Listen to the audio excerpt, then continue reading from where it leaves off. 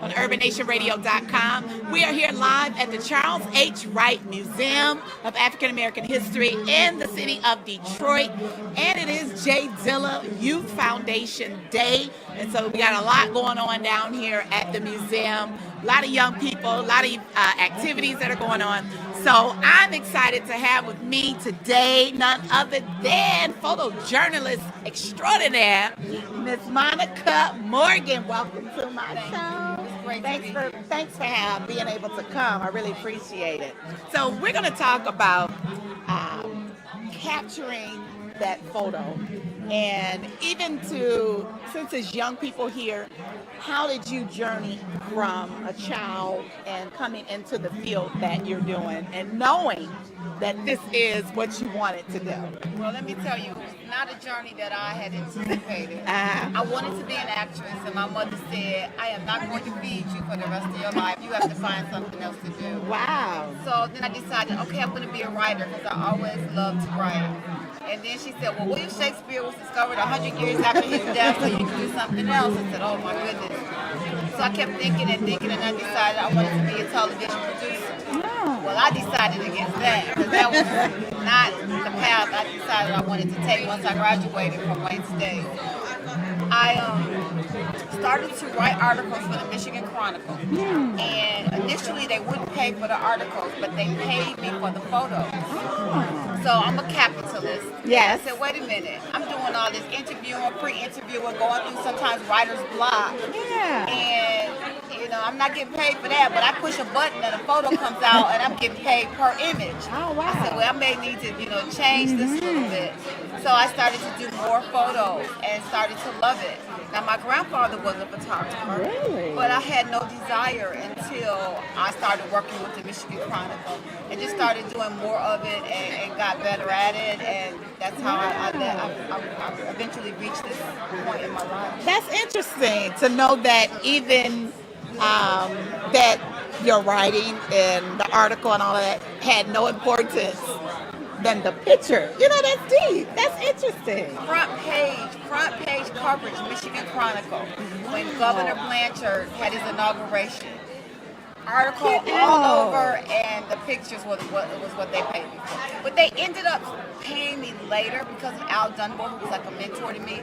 He worked closely with Sam Logan, who was the publisher. Yeah. And they decided they would pay me. So I was the first freelancer that they paid to work for Michigan Chronicle. That is interesting. And then I'm thinking from a standpoint of you going into your gift. You know what I'm saying? That was God's call on your life. Because I wouldn't have known. Yeah. I would not have known. Last night, I just want to help.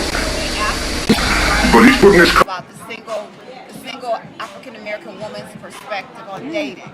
So my first article was whether or not a woman should pay on a date. Then another article was a misconception of being a single man. Well, what I did was, being a capitalist, I got all these great looking men of all different ages, colors, sizes, shapes. That was good. And they paid me for even more photographs because they were like, wow, well, people will look at this because of this person or that.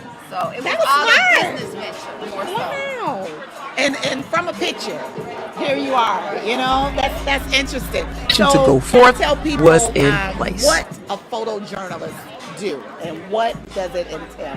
What I basically do is I cover or capture images at events, historical events. I'll give you an example.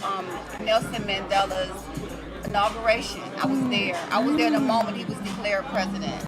I was there for the first RA selection. I was there when the bombs went off in South Africa prior to the first RA selections. And I ran after it, and my image ran all over the world on front page newspapers to the Associated Press Newswire.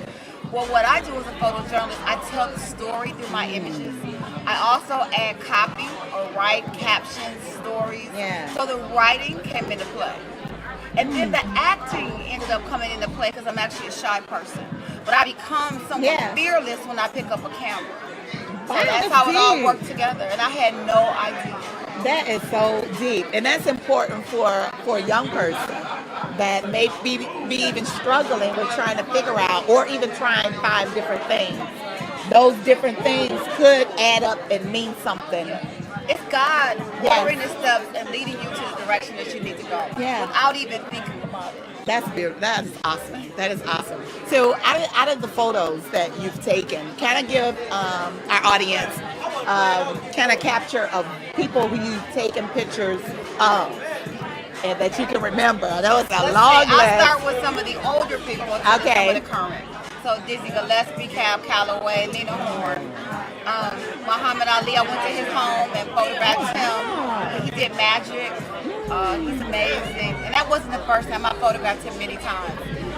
Leontine Price, Coretta Scott King, Betty Shabazz, Minister Louis Farrakhan, James Brown, currently Angela Davis, Jamie Foxx, Kerry Washington, Viola Davis.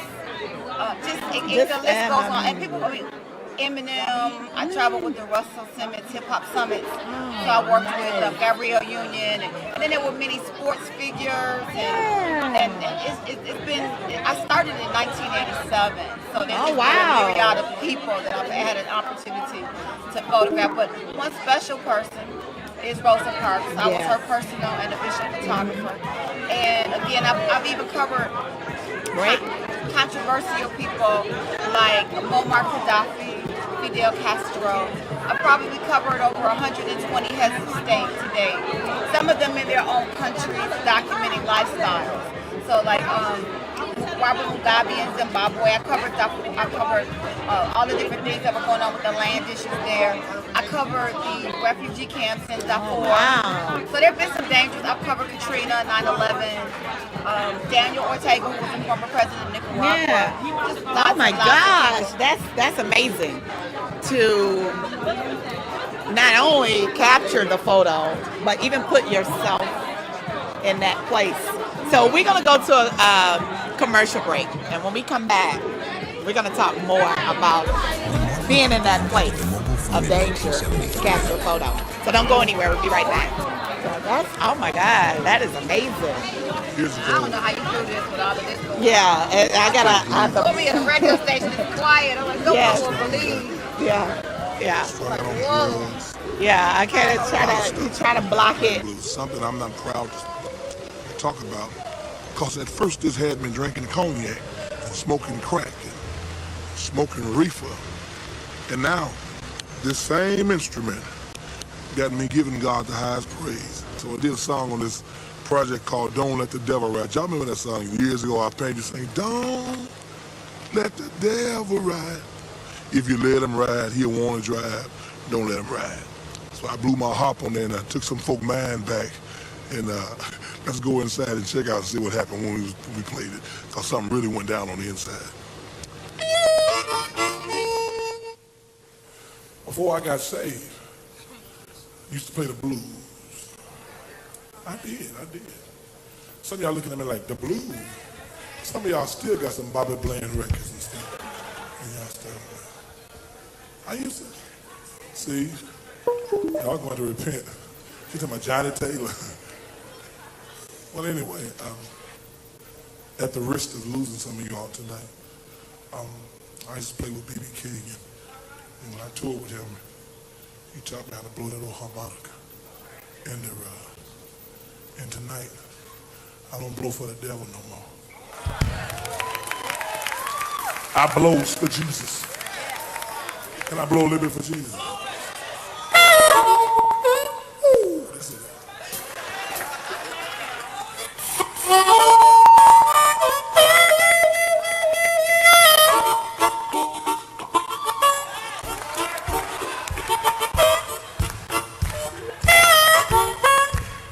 Y'all, come on, let's go.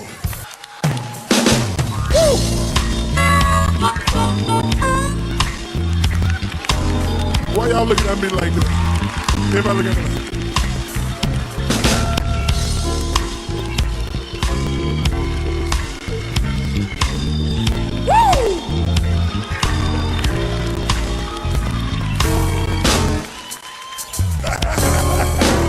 Yes, sir.